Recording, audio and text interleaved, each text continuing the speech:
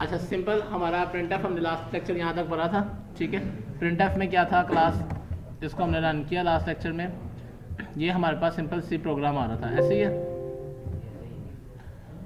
Semicolon नहीं लगाई। इसको आउटपुट करते हैं। ये हमारे पास लास्ट टाइम लेक्चर आ गया था, हाई आउटपुट आ गई थी, high class welcome in Abbas college, ऐसे ही। आगे नेक्स्ट हम कंटिन्यू करते हैं वेरिएबल के टॉपिक पे। किससे चलते हैं? वेरिएबल्स के बारे में किसको पहले नॉलेज नहीं?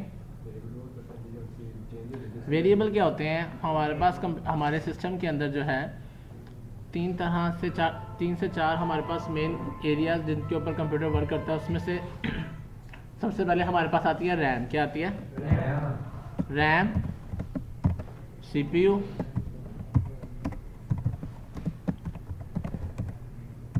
इनपुट आउटपुट डिवाइसेस, ठीक है, और अदर हमारे मदरबोर्ड एक्सेट्रा ये चीज़ें वर्क कर रही होती हैं। जो भी चीज़ें हम इनपुट करते हैं वो पहले जाती है रैम में। किस में जाती है?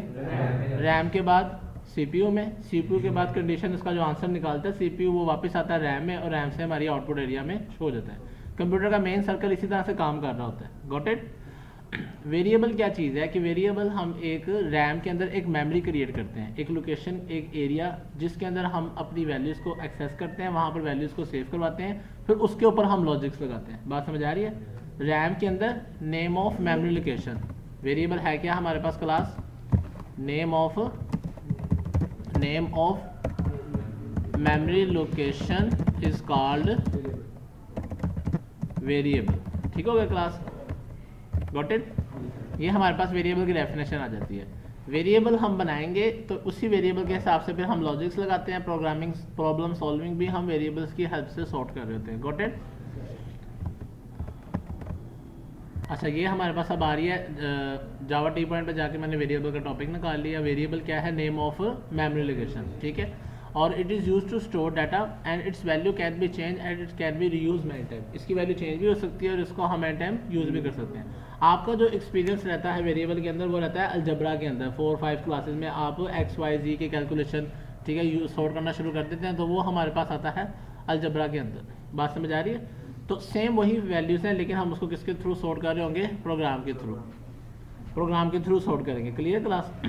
अच्छा नेक्स्ट इसमें क्या आता है? अब हम वेरिएबल बनाना सीखते हैं। वेरिएबल के लिए वेरिएबल के अंदर 4 एरियाज आते हैं, ठीक है। जब हम वेरिएबल को क्रिएट करते हैं सबसे पहले वेरिएबल की आती है डाटा टाइप। क्या आती है? डाटा टाइप, ठीक है। डाटा टाइप का मतलब है कि वेरिएबल की टाइप क्या होगी?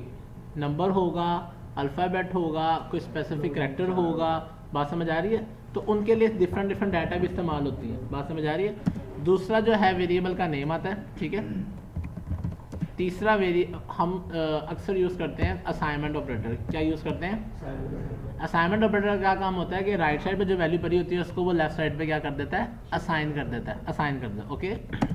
और लास्ट में हम इसको जो भी वैल्यू देंगे अकॉर्डिंग टू डाटा टाइप, अगर वो नंबर का डाटा टाइप इंटीजर हमने बनाया हुआ है तो उसके अंदर मिसाल के तौर पर मैं ये 10 सेव करवा देता हूँ। Got it?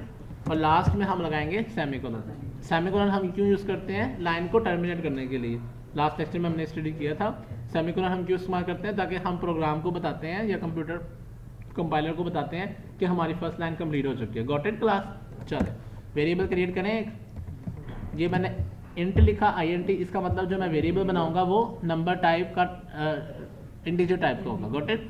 नाम मैंने इसका रख दिया आगे से A।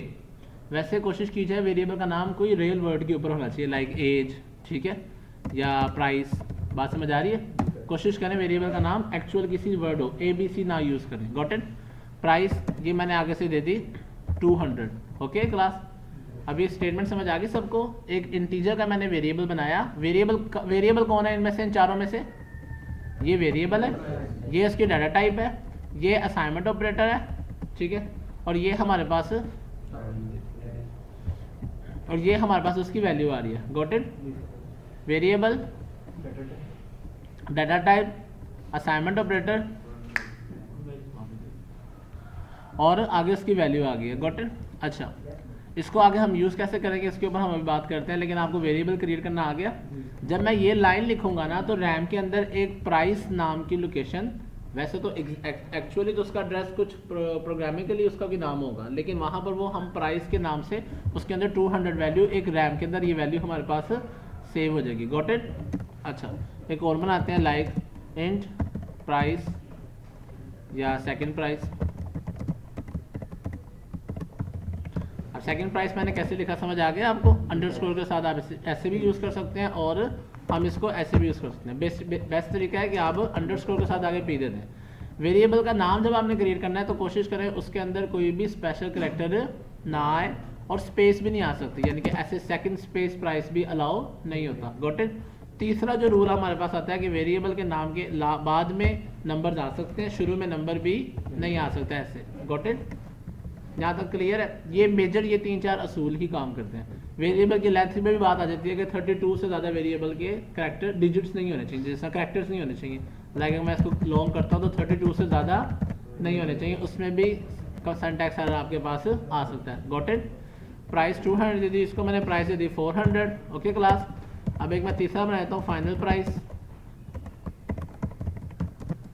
इज इक्वल टू, और ये मैंने क्या दे दी, मैं कहता हूँ प्राइस प्लस सेकेंड प्राइस। ठीक है, क्या मैंने किया, प्राइस दे दी 200, सेकेंड प्राइस दे दी 400 और फाइनल प्राइस दे दी ऐड करके उसकी लोकेशन। ठीक है, अब यहाँ पर हम इस वैल्यू को शो करवाने की कोशिश करते हैं कि आंसर आता है कि नहीं। यहाँ पर मैं क्या कॉल करूँगा, फाइनल प्राइस। ओके क्लास, इसको रन करते हैं।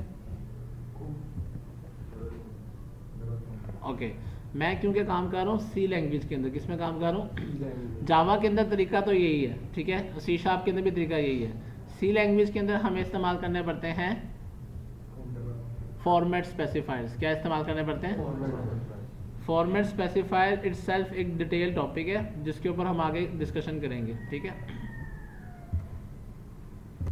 अच्छा, फाइनल प्राइस था ये, इस वजह से उसने एरर दिया क्योंकि हमने यहाँ पर क्या इस्तेमाल करना है, एस्केप सीक्वेंस। ठीक है, तो उसके लिए अब एस्केप सीक्वेंस अभी आपको नेक्स्ट लेक्चर में मैं अच्छे से बता दूंगा। अभी आप सिंपल सा ये समझ लें कि जब आपने इंटीजर यूज़ करना है, क्या यूज़ करना है, तो पहले आपने डबल कोट्स देने हैं, वहाँ परसेंटेज का साइन देना है। किसका साइन देना है?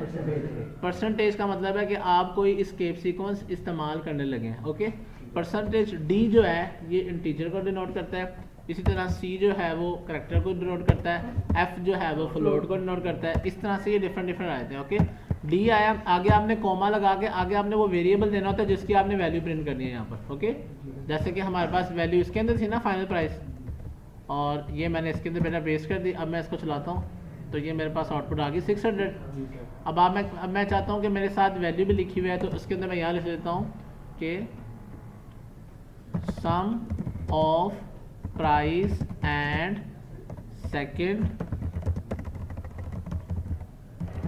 प्राइस इज, ठीक है, इक्वल टू, बात समझ आ गई? एक मिनट आउटपुट देखने बेटा। Sum of price and second price is 600। सबको कन्फ्यूजन क्लियर होगी ये कैसे आउटपुट आई है? सबको समझ आ गया बेटा? ये जो लाइन थी एज आ गई, जहाँ परसेंटेज डी होगा वो क्या करता है, परसेंटेज डी वो आगे से उसको टारगेट कर देगा अगले वेरिएबल को। बात समझ आ गई बेटा यहाँ पर? हाँ जी बच्चों, क्वेश्चन? क्योंकि मैंने इनको एज इट इज लिखना था सेकंड प्राइस। ठीक है, हाँ, अब मैं चाहता हूँ कि उनकी वैल्यू भी लिखी हुई नजर आए। ठीक है, कि यहाँ जो प्राइस लिखा हुआ है बजाय प्राइस के इसकी क्या लिखी हुई आ रही हो, वैल्यू, यानी कि सम ऑफ 200 एंड 400 इज 600। तो उसके लिए मैं क्या करूँगा, मैं यहाँ पर एक कोमा और लगाऊंगा। पहले इनको चेंज कर देते हैं, प्राइस है ना, प्राइस की जगह मैं कह देता हूँ परसेंटेज डी।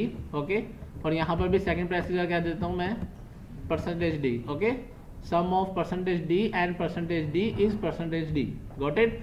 अब पहला जो परसेंटेज डी है वो आपको यहाँ पहला वेरिएबल कॉल करना पड़ेगा, लाइक प्राइस। ओके, दूसरा जो परसेंटेज डी है उसके लिए आपको यहाँ दूसरा वेरिएबल कॉल करना पड़ेगा, सेकेंड प्राइस। Got it?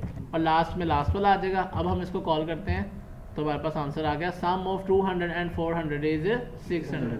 ये सबको लॉजिक समझ आ गई? अब वीडियो को यहीं पॉज करते हैं और आपने पहले इसकी प्रैक्टिस करें, खुद बना के देखें, और मैंने प्लस बनाया, आप माइनस, मल्टीप्लाई, डिवाइड सारे करने की प्रैक्टिस करें। करेंगे ना सारे?